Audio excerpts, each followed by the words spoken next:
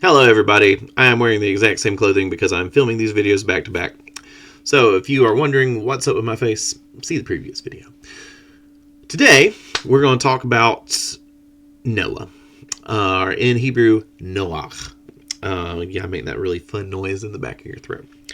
But first, we're going to talk about, we're not getting into the genealogies yet, but one thing I will mention about the genealogies is that we start to see Adam and Eve sleep together again. They have a new son named Seth, and he's the one that's going to carry on the lineage that was started. Okay, so we have Seth's descendants and we have Cain's descendants, and they have very similar names, and they kind of go in order. And you can start to see like stuff's really bad on Cain's side, really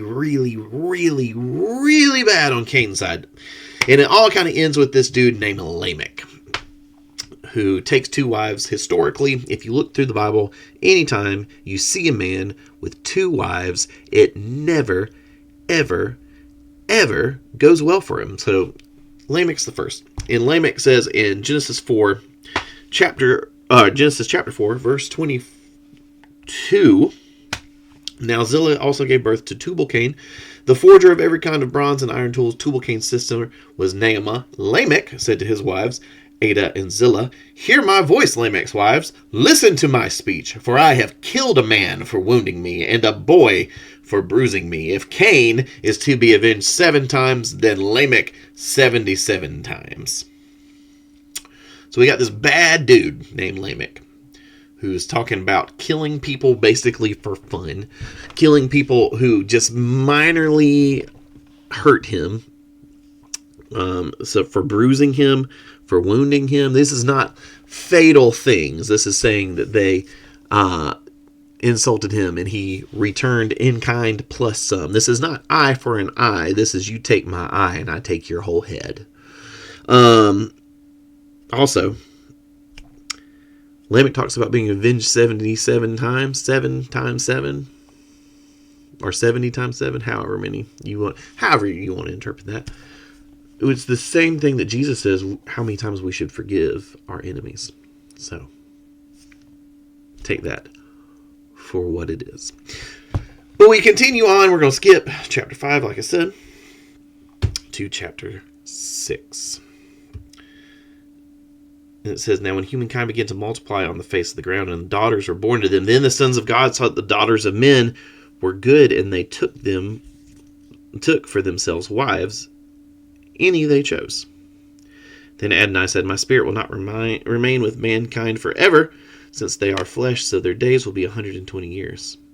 The Nephilim were on the earth in those days, and also afterward.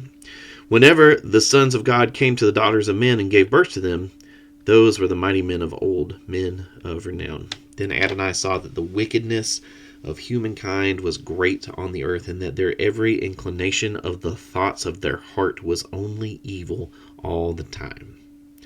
So Adonai regretted that he made humankind on the earth, and his heart was deeply pained. So Adonai said, I will wipe out humankind, whom I have created from the face of the ground, from humankind to livestock, crawling things, and the flying creatures of the sky, because I regret that I made them. But Noah found favor in Adonai's eyes.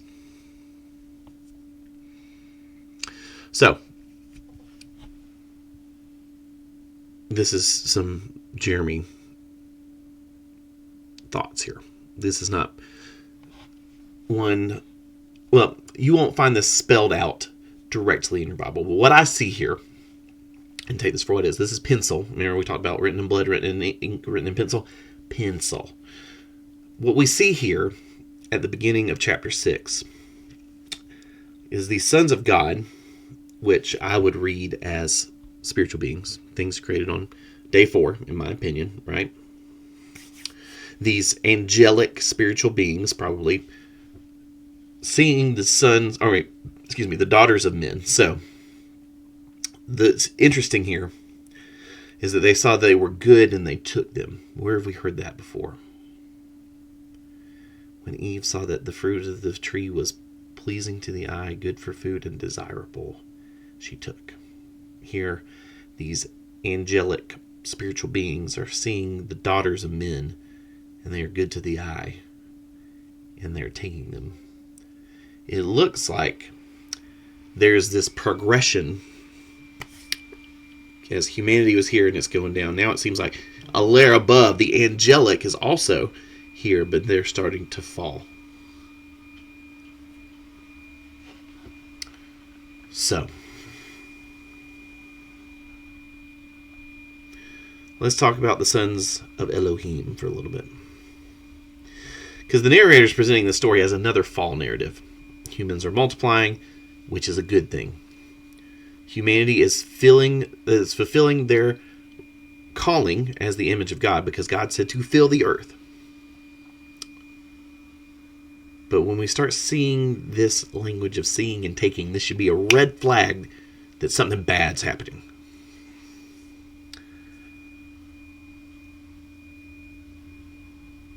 The parallel between Genesis 3 and Genesis 6 is important because of what happens next.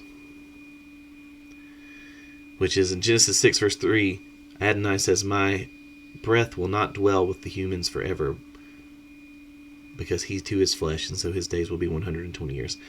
Now, we know this word breath, ruach, is also spirit, is also wind. So there's another parallel with Genesis 3. In Genesis 3, we see a spiritual being in rebellion who tries to get humans to the realm of the divine on their own terms, and consequently, they lose their access to the tree of life. Now, spiritual beings are copulating with the humans, and it also results in the loss of eternal life. Now, when we look at these two stories together, what can we conclude that these spiritual beings are after? It seems like they're trying to get humanity to an eternally fallen destination, a destination where they are eternally separated from Adonai.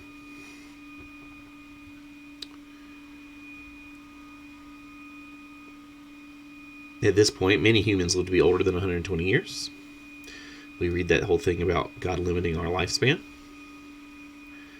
But we could read this two different ways. It could be because Noah lives to be like 800 or something. I don't know. I have that number in front of me. But it could mean that God's saying, look, start the clock 120 years from now, flood.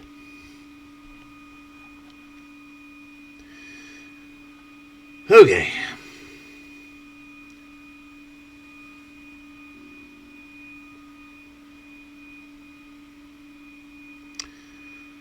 Let's keep going, guys.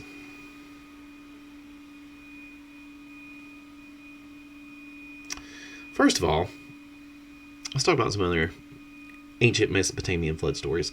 Now, it came up in class that basically every ancient culture has some sort of flood narrative. So it's pretty clear, in my opinion, that if every ancient civilization has a flood narrative, then that proves that there probably was a big flood. Now, we can, the Bible says it was the whole earth, so that's what we're going to believe, that the whole earth was flooded, okay? Now, every culture had a folk story where the gods tried to destroy the world through a great flood. One of them, the Sumerian story, is fantastic because it has the exact same names as the characters in Genesis. The main character is Noah, the sons Japhet, Sham, and Ham. You have the same characters. The other story that's really relevant is the Epic of Gilgamesh. You've probably heard of it, if not studied it. But it's one of the oldest pieces of recorded literature that we have. Now, this is going to be the most concise Reader's Digest version of this story anyway, so I'm going to butcher it, but I'm going to give you the information you need to know, okay? So the Epic of Gilgamesh is about this hero named Gilgamesh, who is on this journey through this world, and he encounters the many different gods of Mesopotamia. Now, as he meets these gods, almost every single meeting goes with a similar theme. He meets the god, he discovers who the god is and what the god is trying to do and what the god wants, and the god is ultimately going to get angry and try to lash out at either Gilgamesh or humanity or the different things taking place in this tale. But at one point in this story, it's actually a very, very small part of this. But we're told about a new character. His name is... This is going to be really hard, guys. Y'all just bear with me. Utnapishtim. That guy. But this guy meets this god of storm and thunder, and he's furious at the world and wanting to wipe all the world out. Sounds familiar. But what this guy does is he builds a raft. He puts all the animals in the world on this big barge, and he outsmarts the gods when the rain comes and basically saves creation because he found out about the gods' plan and pulled the world away from the brink of destruction.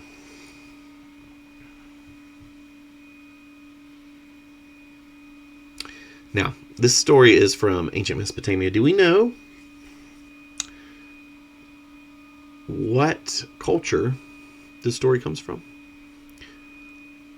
It's Chaldea. You might recognize that name because of the Chaldeans, which is another name of the Babylonians. But also, there's somebody that we're about to meet who comes from this region, from a place called Ur of the Chaldeans. And that man is Abram.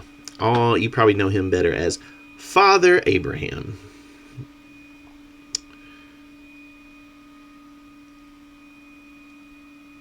And what God is going to show us through the Bible is that God is not like the God that this person in the Epic of Gilgamesh met. That this God, Adonai, our God, is different. But first, let's look at some things.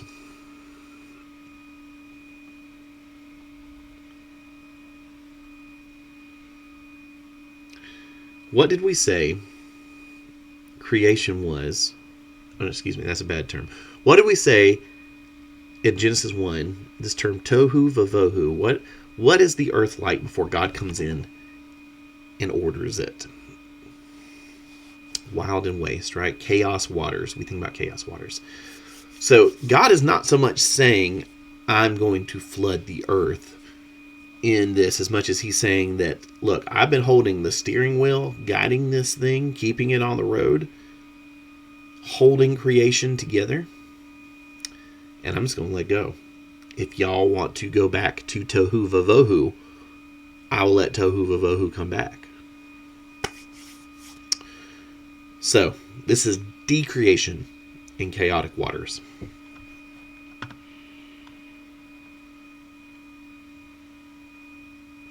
Noah, the guy he picks, his name means rest. Seems to be showing up a lot. Just think about that. So, the narrator in Genesis 7 specifically says that the animals on the ark have the breath of life. That God has spared this remnant, and in doing so, God's spirit, his breath of life, has not fully departed from the earth.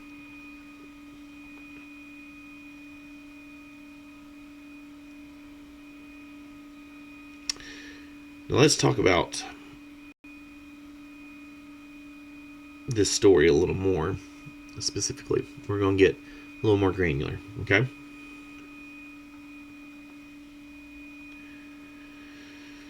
All right.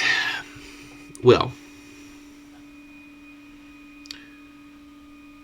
there's a phrase that we pointed out that I kind of camped out on earlier that talked about every inclination of the human heart was evil.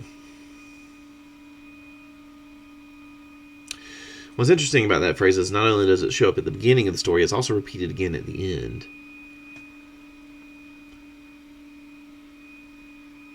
Which would point towards a chiasm. We have the same literary tool being used again by the author of Genesis. So, for those of you who are at home trying to find this chiasm, you can even pause this video because it's a pretty easy one to find. What you're going to look for are the numbers. Again, in especially ancient Hebrew culture, numbers have meaning. So you've got 7 in the story. You've got 7, and then another 7, and then 40, and then 150, and then you're going to have 150 again, and then 40, and then 7, and then 7. That's going to form your chiasm. 7, 7, 40, 150, 150, 47, 7. So, where's the center? The center is around the start of chapter 8. But God remembered Noah and all the wild animals and the livestock that were with him in the ark, and he sent wind over the earth. Wind, breath, spirit, ruach, hovering over the waters here. Do you see what's happening? We've been decreated, but there's something happening that we saw happen in Genesis 1. There's the Spirit of God hovering over the waters, and the waters are receding. Now, when this thing about God remembering Noah, we talked about this in class. It's not like God's forgotten about Noah.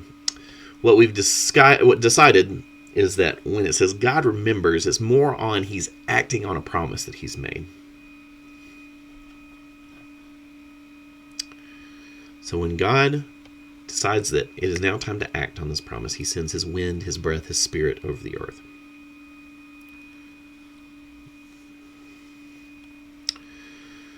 So the ruach of God is hovering over the water, is blowing over the earth, and the earth is covered in water. So what's the next thing that's going to happen? Noah's going to open a window. And if the ark is sealed, can we, with some level of certainty, say that it's been dark inside the ark this entire time? But when Moses opens that window, light's going to come in. What happened in Genesis 1? On the first day, God separated light from darkness. Then what's going to happen is the rain's going to stop, separating the waters below from the waters above. And then the water's going to recede, and dry ground's going to appear. And then we can assume that the clouds disappear, and you can see the sun and the moon and the stars. Then Noah sends out a dove, and then finally they leave the ark. So we would assume what happens next is Sabbath. We've just gone through 6 days worth of creation.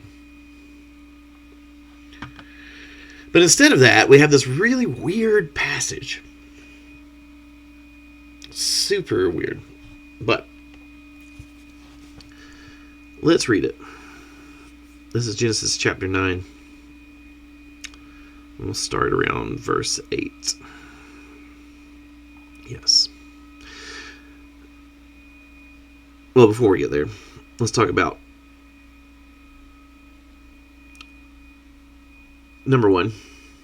It seems like humanity was vegetarians before they came out of the ark, because God says, every crawling thing that is alive will be food for you, as are the green plants. I have now given you everything. So, was there some sort of fellowship still between man and animals up to this point, where the animal's not afraid? Because he goes on to say that the fear and terror of you will be on every wild animal. It says Genesis 9 verse 2. And on every flying creature of the sky, with everything that crawls on the ground, with all the fish of the sea, into your hand they are given.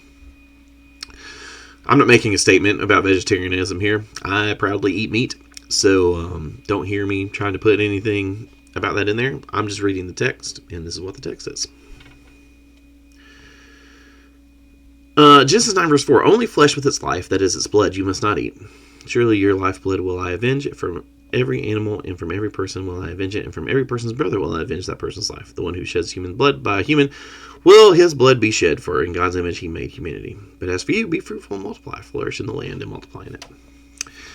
This is what we call the Noahic covenant, and we're going to hear more of it in a second. If you look at the First Council of Jerusalem, when they're trying to decide what type of rules to give to the Gentile converts, is this Noahic covenant, because it was given to all people, while the Abrahamic covenant was just given to Hebrews.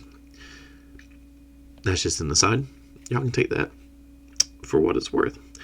Anyway, Genesis 9, starting in verse 8. Then God said to Noah and to his sons with him, Now behold, I am about to establish my covenant with you, and with your seed after you, and with every living creature that is with you, including the flying creatures, the livestock, and every wild animal with you, of all that is coming out of the ark, every animal of the earth. I will confirm my covenant with you. Never again will all flesh be cut off by the waters of the flood, and never again will there be a flood to ruin the land. Then God said, This is the sign of the covenant that I am making between me and you, and every living creature that is with you, for all future generations. My rainbow do I place in the cloud, and it will be a sign of the covenant between me and the land. Whenever I bring clouds over the land, and the rainbow appears in the clouds, I will remember my covenant that is between me and you and every living creature of all flesh. Never again will the waters become a flood to destroy all flesh. When the rainbow is in the cloud, I will look at it, to remember the perpetual covenant between God and every living creature of all flesh that is on the land. Then God said to Noah, This is the sign of the covenant that I have confirmed between me and all flesh that is on the land. Now, that word covenant shows up a whole bunch of times. There's a ton of repetition. It's almost awkward when you read it. Like, at some point during this, Noah's like, okay, I get it. Covenant. Great. All right. What's interesting about this is that the word covenant does show up multiple times. 7 times in the Hebrew. The word for covenant is berit, and it shows up 7 times. The word for heaven is going to show up 7 times. And the word eretz shows up 7 times. One of the words that repeats itself quite a bit is the word clouds. In the Hebrew, that's enan. It doesn't show up in the English 5 times. It only shows up in the English 4 times. But if you look at the Hebrew, it shows up 5 times. We've got 7 times the beret, 7 times earth, 7 times anan, and 3 times the word for rainbow. Now, what is it about all those numbers that are striking? 7, 5, and 3.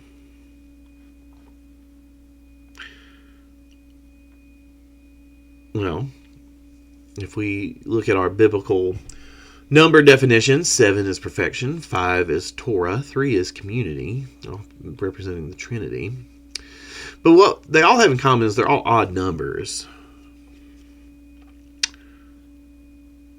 And odd numbers have a center.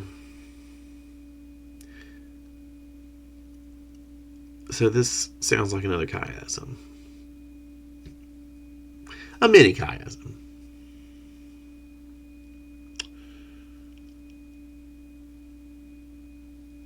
So, there's 7 mentions of the word beret. There's 7 mentions of the word eretz. There's 5 mentions of the word anan. There's 3 mentions of the word rainbow. Wouldn't it be interesting if you took out all the center mentions and they actually completed an entire Hebrew phrase? Like if you took the 4th beret and found 4th eretz and the 3rd anan and the 2nd rainbow, what if that was a phrase that sat in the middle of these 2 paragraphs? Because that's exactly what is going on. The center ends up being the last part of verse 14 and the first part of verse 15 of chapter 9. I'll read it to you. When you take those center Hebrew words, it makes the phrase, when the rainbow appears in the clouds, I will remember my covenant. That's the center rainbow, it's the center cloud, it's the center covenant, and it's the center earth. Right before that, whenever I bring the clouds over the earth and the rainbow appears in the clouds, the earth is the center earth. That rainbow is the center rainbow. That cloud is the center cloud. And the covenant is the center covenant. This ends up being the center. And so now we end up with this idea of remembering the covenant. Those are my dogs. I hope that's okay. It wasn't too loud. When we translate that, what the phrase actually says is, whenever I see my bow in the clouds. There's no actual Hebrew word for rainbow. And what is a bow?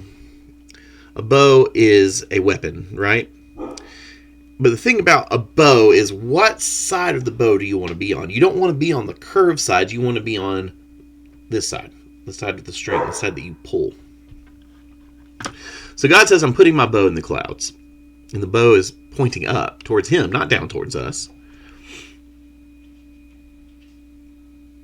And you would expect this whole thing to be about Sabbath, right? Because it's the seventh day in this. Well, not the literal seventh day, but if we walk through the creation stuff that we just walked through, this should be a time of rest. Noah's off the ark. He's with the animals. The floating micro Eden has now come off the chaos waters.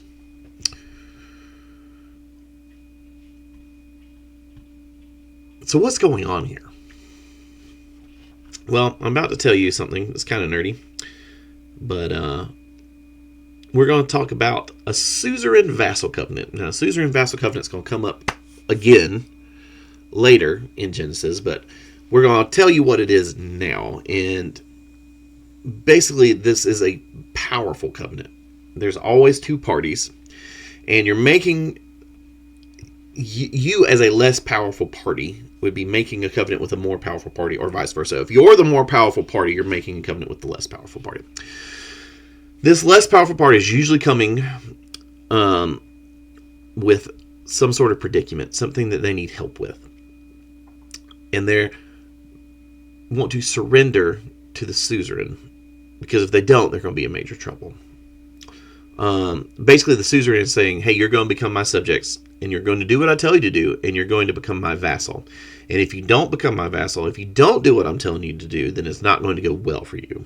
But as long as you remain my subjects and you fall underneath my rule, you also fall underneath my protection and my provision. That's the job of a suzerain. So every suzerain vassal covenant has a sign, and the sign is almost like a receipt. Think of your wedding ring. It's just a sign of a covenant that was made. Now, if the suzerain shows up one day and you can't prove that you have a covenant, that powerful party can do whatever it wants. You have to produce a sign. So what God does in this, because God's clearly the suzerain, we've just talked about that in the Cain and Abel story. He's our provider and our protector. He says, I'm going to put a sign in the sky. And it's a bow, but it's pointed up towards me, not down towards you.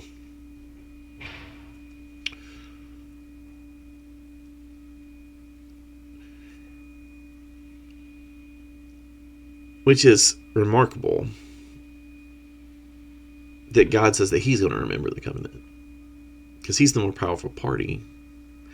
But he looks at Noah and says, hey, I don't want you to have to worry about this. I'll remember it. I'll produce the sign. I'm faithful.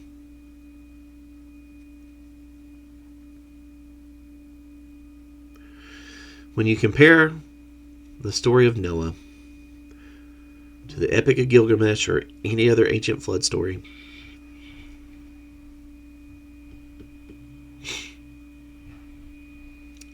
Adonai, Yahweh, our God, stands out among the other gods.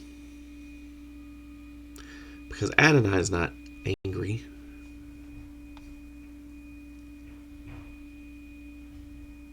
God is not, in fact, trying to destroy the world like the story began. Noah doesn't have to outsmart him to save creation. In fact, God comes to Noah and says, let me partner with you to save this thing.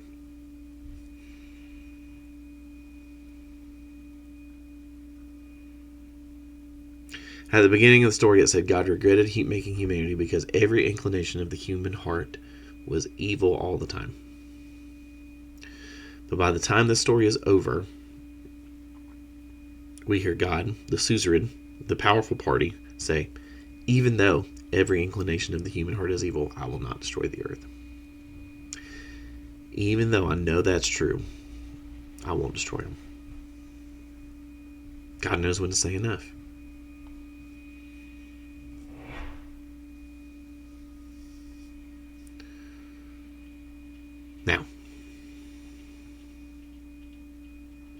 one more thing. At the beginning of this story, when we're introduced to Noah, in Genesis chapter 6, it says that Noah found favor in God's eyes. That Noah was a righteous man, blameless among his generation. I've heard it taught that Noah was spared because Noah had no angelic DNA.